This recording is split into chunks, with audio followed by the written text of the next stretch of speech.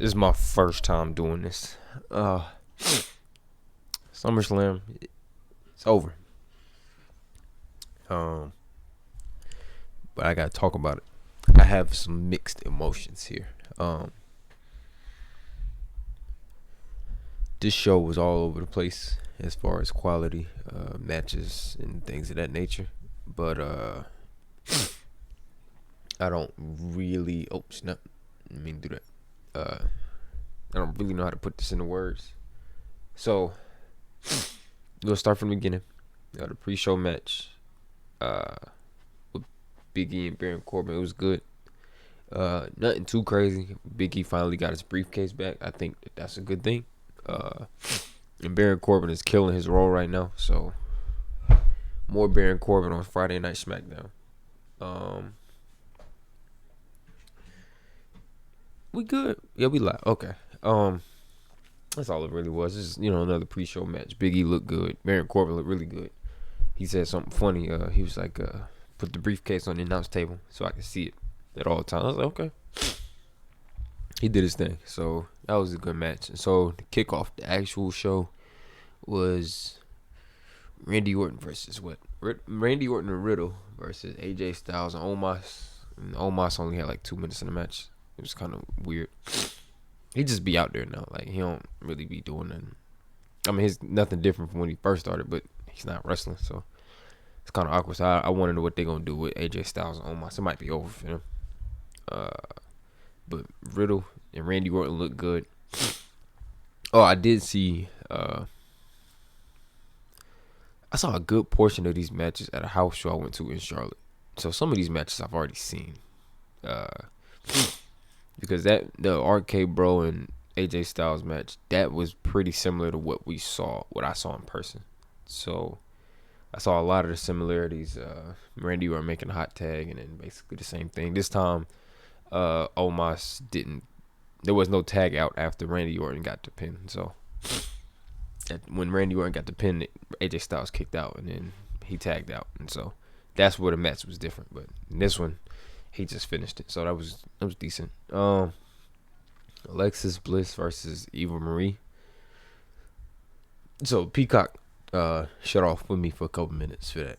Thank God it did, because that was horrible. I wasn't interested in that. So yeah, the match sucked. I don't know what they doing with Eva Marie. And I'm not calling her Dewdrop. That name is horrible.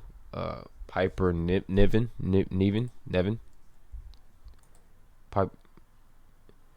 Piper Niven. I guess Niven. I'm calling her Piper Niven. I'm never calling her Dewdrop. That is horrible. I didn't see anything from her, so I guess. But Eva Marie still can't wrestle. I seen something on Twitter that was complaining. Eva Marie on the main card, but Big E not. So, and he's Mr. Money in the Bank. So, no, it's stupid. But forget that match. That was horrible. Damian Priest versus Sheamus. This was hard hitting.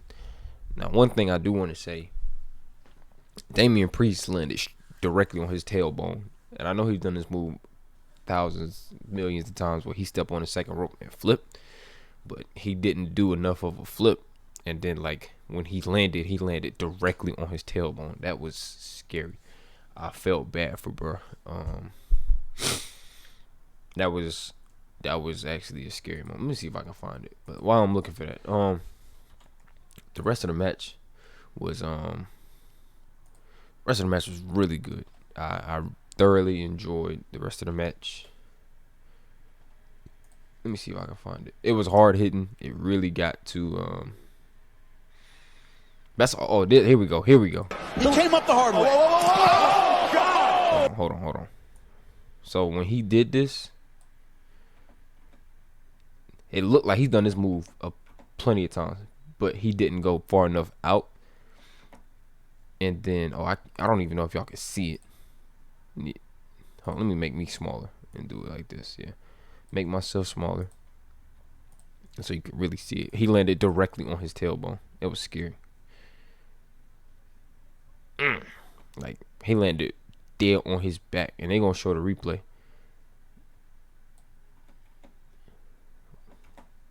boom, directly on his back. That was one of many scary moments in the match. Not in the match. I'm sorry, on the card. There was a lot of scary moments on the card, but that was just one of many. But the rest of the match was hard hitting. Sheamus, he stiff. Well, his character's made to look stiff. Damian Priest, he looked good out there. So that was a good match. The Usos versus Dominic and Rey. And it's alright. I mean, but they've been fighting for the last 4 months every SmackDown, so you've seen it and the best that they gonna do. I do like when I can't remember which one was in the match. Jimmy and Jay, they was taunting Dominic and trying to like come tag your daddy. I was like, oh, that's childish. It was a decent tag match. Nothing too crazy happened. Dominic took a lot of beating in this match. He been taking a lot of beatings all over. Because the house show I went to, he got the majority of the work. So, decent. Not too crazy. And yeah, that's it for the first half. That first half, no. Because we're going to talk about this one. The Becky Lynch versus Bianca Belair. So it was supposed to be Sasha Banks and Bianca Belair. And for whatever reason, Sasha Banks got pulled. Now, they've been getting pulled from house shows. Apparently, they got pulled from my house show. Then they got pulled from a lot of other house shows. And I don't know why. No explanation has been given. We just left out in the dark. So then they was like, all right, Sasha Banks versus, I keep saying Sasha Banks. Bianca Belair versus Carmella. That wouldn't have worked anyway. So I was like, okay.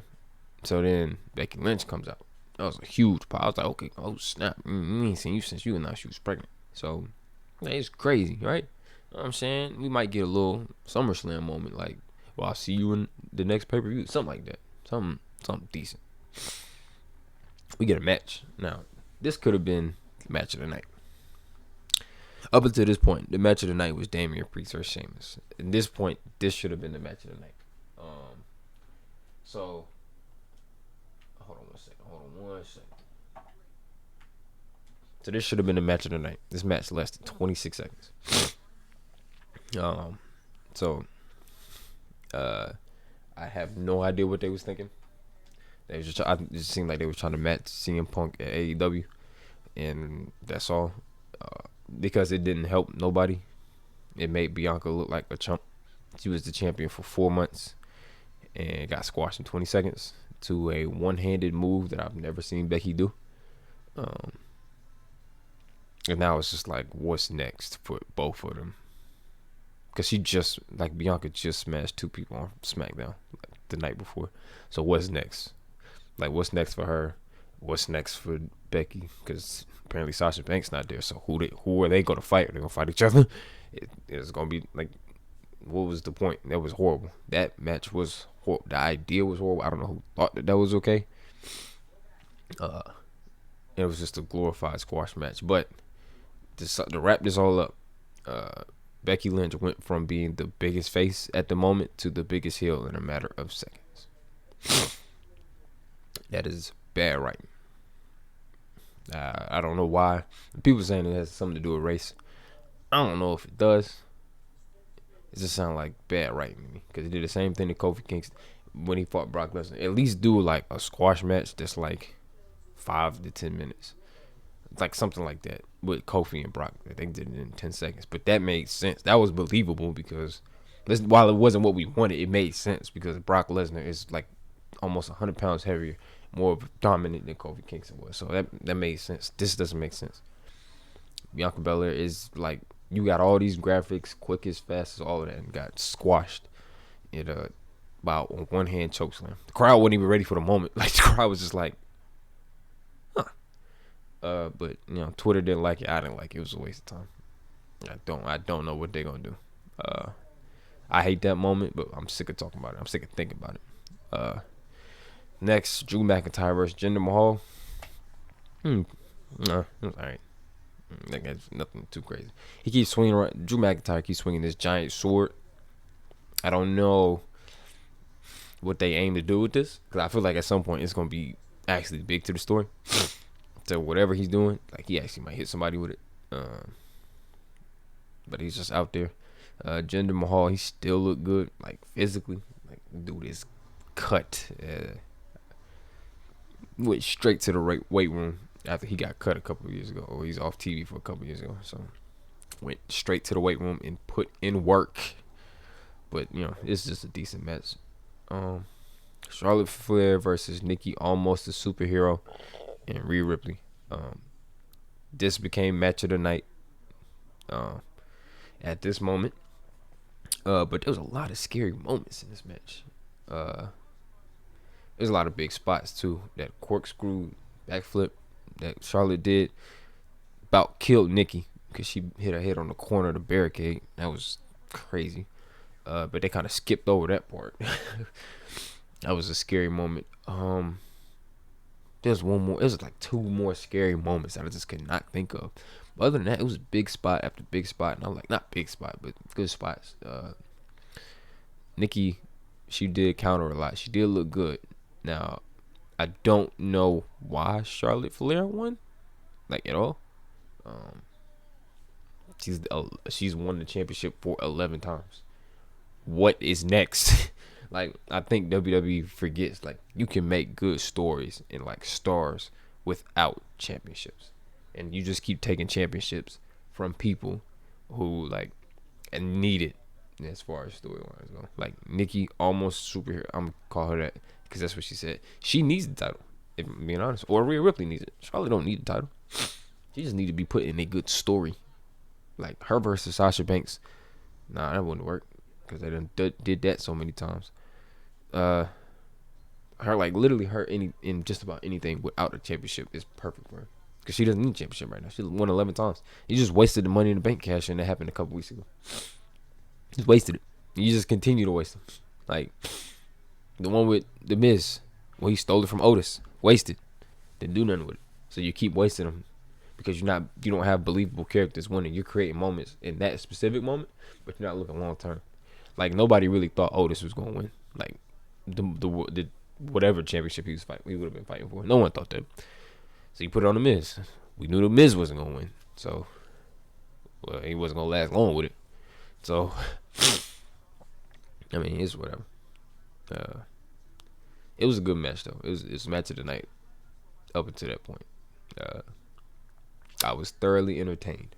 I think that's the most important part. Next was Edge versus Seth Rollins.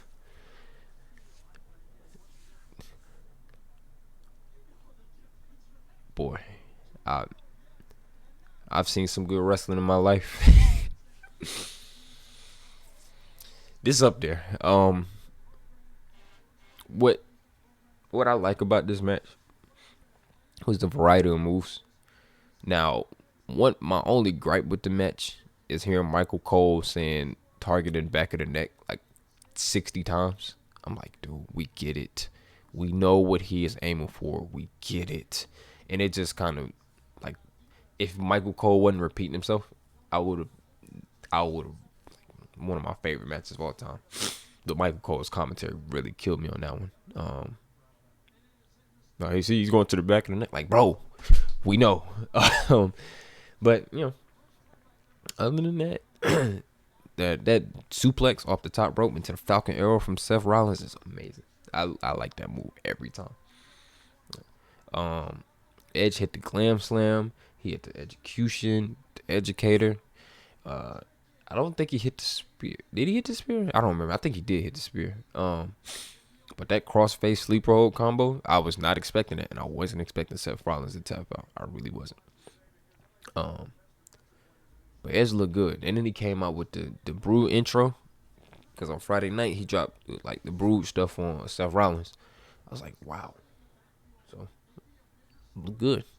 He looked good out there. Seth Rollins always gonna look good. So I really, really like that match. Yeah. Seth Rollins and Edge get the match of the night for me. Bobby Lashley versus Goldberg. People were saying this went too long. 7 minutes is just enough time. Like 5 to 7 minutes was all they needed. But Goldberg didn't do much moving. Like he was really stagnant. I realized that like in his intro, he didn't do a lot of movement like at all. So he kind of was just um, you know, doing what he needed to do without like straining his body. Um, so I do like the MVP distraction and how that really affected the match. And then Bobby Lashley went to work, but like one of them like knee chop blocks landed on his neck, and I was a little bit scared. Other than that, Bobby went to work on the knee, and I was like, that's exactly how you do it. But instead of a pin, I don't know why they didn't go for the pinfall decision, because I guess they were still trying to protect Goldberg, but not really. Pin would have worked just as fine, because you see that he got hit with a chair, and you see how much it would have took to get him like in that state to get pinned. So I think that you should have just went on with a pinfall decision instead of referee stoppage. That's kind of stupid to me. And then Goldberg's son ran out, and I don't know what he was thinking. Where is it at? I think I retweeted it. Yeah. If you understand this image, you get it. He put Goldberg's son in the I don't know what move he calls it, but as I know it as the Master Lock. That's what it was called when I was growing up. So the full Nelson, they call it the Master Lock. So that was interesting. Oh, like an interesting way to end it. And the MVP was like, there's no way he would have known that was Goldberg's son. He thought it was any of you. But still, I was like, okay, all right, bro, go ahead and get out, man. But I do like that moment, but like the match was straight up until like the ending. Like I wouldn't say like this is top tier, but they did what they needed to do. Like I don't know how much people expect Goldberg to do at like 50, whatever old he is. I guess people be expecting like him to get into like these crazy matches, and like he's not doing that. It don't surprise me at all. It shouldn't surprise nobody that his matches aren't like OD crazy, because he can't move. So we pull forth. I think they setting up another match, because Goldberg's like, I kill you. That's not what we needed. We don't need another match from them. Goldberg just need to get his check, do some squash matches, and leave, and that would just be the end of it from him. But I feel like he's gonna get a WWE Championship or whatever the belt is called. He's gonna get one of them matches. He's probably gonna win because of what happened in the last match. In the main event, I'm gonna tie all that together. In the main event, Roman Reigns beat John Cena. Now, I did not like the first half of this match. I get what they was going for. Like, it felt like Brock Lesnar versus John Cena from SummerSlam like 6-7 years ago, when just Brock Lesnar just straight up squashed, bro. That's what it felt like, and I thought that's what it was gonna be. And I was like, if you gonna do this, like really do it. But then like John Cena kept going for roll ups, and then like Roman would respond, and then out of nowhere, just when the match turned, like the first half of this match and the second half of this match are night and day. The second half of this match, if the first half was like the second half, ooh, this is match of the year. But they folded. They really folded. I think they folded. The second half of this match should have been exactly like the first half. And I stand by that. Because I was like, for the first 15 minutes, I was like heavy breathing, sitting on the couch, like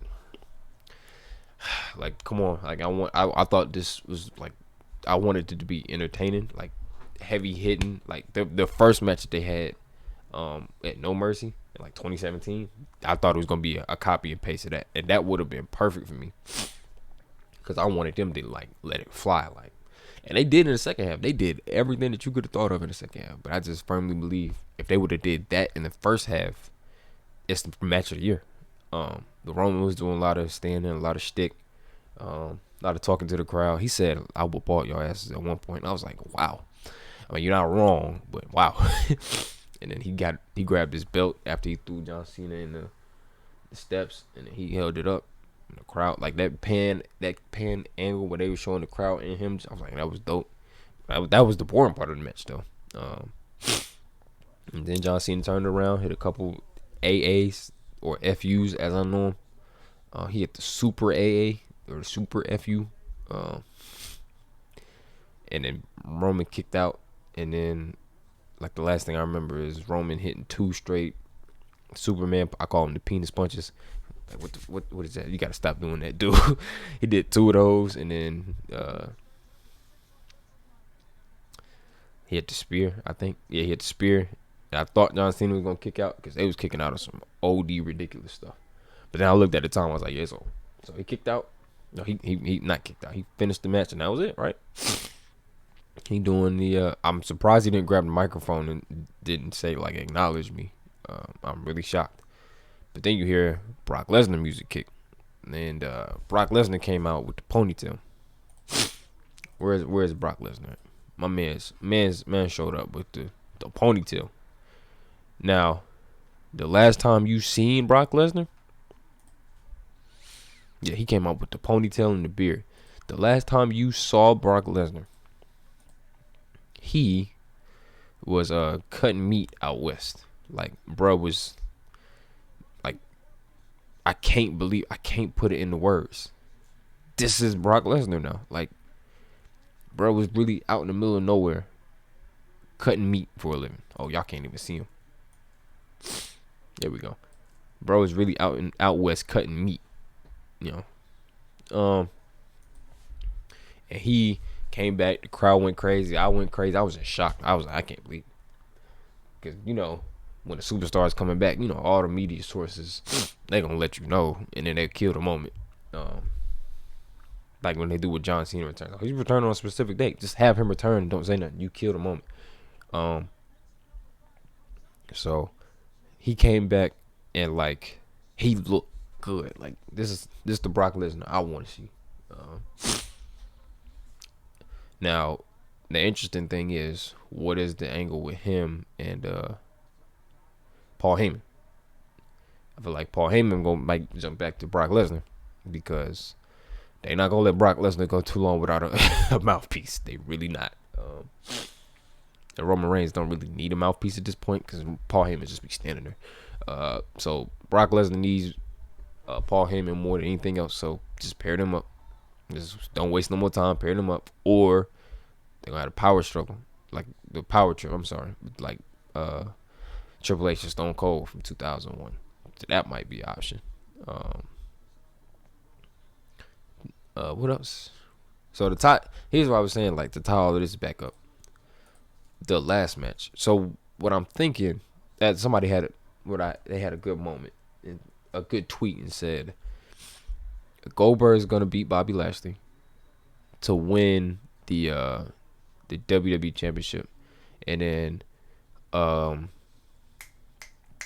Lesnar is gonna win it from Goldberg, and then Goldberg versus Roman Reigns at Survivor Series. I was like, that's not a bad idea. I think that's just too much going on. I just think that Brock Lesnar versus Roman Reigns is all we need.